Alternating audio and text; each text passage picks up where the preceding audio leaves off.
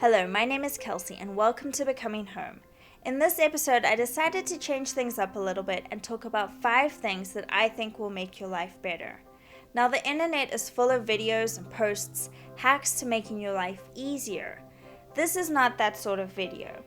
This video is more about how to add value to your life. Now, don't get me wrong, I am all for finding hacks that make my cleaning chores easier. But this is more about finding things that motivate you, things that energize you, things that contribute to your mental well-being, things that give you more time to pursue your goals, or time to relax and take care of you. So without further ado, let's get into it. Always clean the kitchen before bed. Usually the last thing I want to do before I go to bed is to clean the kitchen. But if I don't, I always regret it. It makes such a difference in the morning, whether I'm making a quick cup of coffee at 5 a.m. before rushing off to work, or whether it's my day off and I have a more leisurely morning. There's nothing relaxing or pleasant about coming downstairs on your day off and having to tackle a mountain of dishes before you can even make coffee. Likewise, it's just awful coming home after a day of work and then remembering that those dirty dishes are still waiting for you. It really is worth it to just exert a little more energy in the evenings and wash the dishes and wipe down the counters. I cook dinner most nights, so it's not just plates and glasses that I'm loading into the dishwasher, but I have to wash pots and pans too.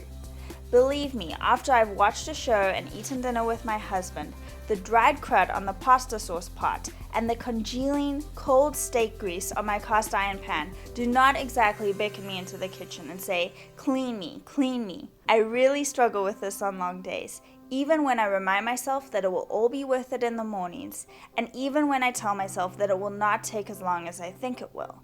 And it really doesn't. If you just start rinsing off glasses and loading up the dishwasher, before you know it, the pots and pans are clean too, and it's only taken 15 minutes. Find little things that motivate you. I'm sure you all know that it's really easy to work on a project or do your chores when you're inspired and full of energy. But what do you do when you're tired, or just meh? What do you do when the very idea of work discourages you, when you're dragging, when you're listless? Find little things that motivate you. For me right now, that's tea and candles. If I don't feel like working on my script or editing my video, I'll clean off my workspace, because having a clean workspace gives me peace of mind. The rest of the house can be in disarray, but if I have a clean workspace, then I can focus. And then I'll light a candle. The scent, along with the pleasing view, gets me motivated enough to start working. And then anytime I'm bored or stuck or a little sleepy, I can look up at the candle, take a couple of deep breaths, and then get back to work. There is such a simple pleasure about being able to stop working for a moment, to reflect on the beauty of the candle and the general beauty of my home, and realize how fortunate I am, even if I don't feel like it at that moment. It motivates me to keep going, to keep striving towards my goals and dreams. The same thing applies with tea. There's something so comforting and soothing about a hot beverage. Knowing that I can stop typing at the end of a sentence, take a sip of tea, and feel that hot liquid warm my chest all the way down to my stomach. Something about that feeling motivates me. So, tea and candles. But it's not always the same thing.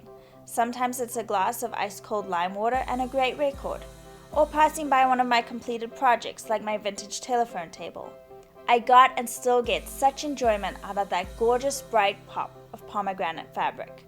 So find something small and inexpensive that you can take pleasure in and use it as a tool to inspire you, motivate you, and make your life better. Develop and continue to develop organization systems. By organization systems, I do not mean super elaborate, highly technical, efficiently functioning systems. I just mean find a method that works for you. For example, I have a craft drawer where I keep my paint, paper, brushes, and other craft items. I have a handyman drawer where I keep nails, batteries, tape, safety pins, push pins, etc. I have a drawer where I keep my appliance instructions and warranties.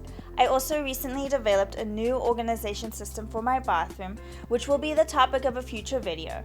I'm excited to share that with you guys, but I will be the first to tell you that I am not all there when it comes to organization. My linen cupboard is currently a mess. I need to develop a new system for underneath my kitchen sink. And my craft drawer is overflowing and really needs to be expanded into more than 2 drawers. So don't feel like you need to get organized all at once. It takes time and yes, money to develop organization systems. I spent a chunk of change at Target to get the right tools and containers for my bathroom system. It was worth it, but that just means that I don't have any extra room in my budget for this month to spend on my kitchen system, so I'll be patient and wait until I do. In the meantime, I can reevaluate and reassess the methods that I have in place. Sometimes all you need to do to update a system is to rearrange the elements and clear out the clutter. My point is this: work with what you have, develop new systems when you have the means to, and don't stress about conforming to any particular standard. I'm an organized person, so I do think you need to have some sort of system in place. But whether that's a super simple method or whether it's a highly structured system, well, that's up to you. If you have a system that keeps you organized and helps keep your home clutter-free, that's going to make your life better. How? In a couple different ways. First, your home will be more pleasant and less stressful. I admit it, clutter stresses me out. Second, if everything has a place, then you won't be frustrated trying to find items that you need. This contributes to the third reason, that organization systems give you more time. It gives you more time to pursue your goals and dreams, and it also gives you more time to relax and rejuvenate. Always make your bed. This is something that is very important to me and makes a huge difference in my attitude when I walk into my bedroom. But it's not something that I do on a daily basis.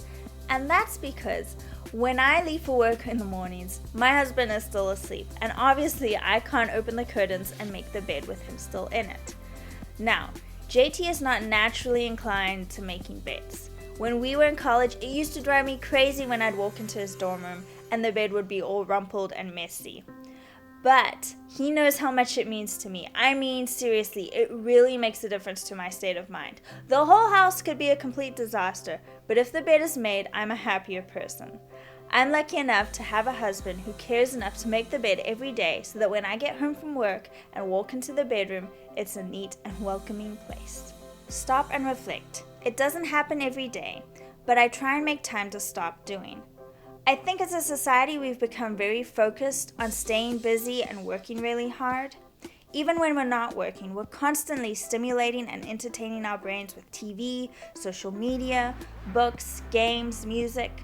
This is not necessarily a bad thing, but I think there's great value in being able to just sit or walk around and reflect on your day.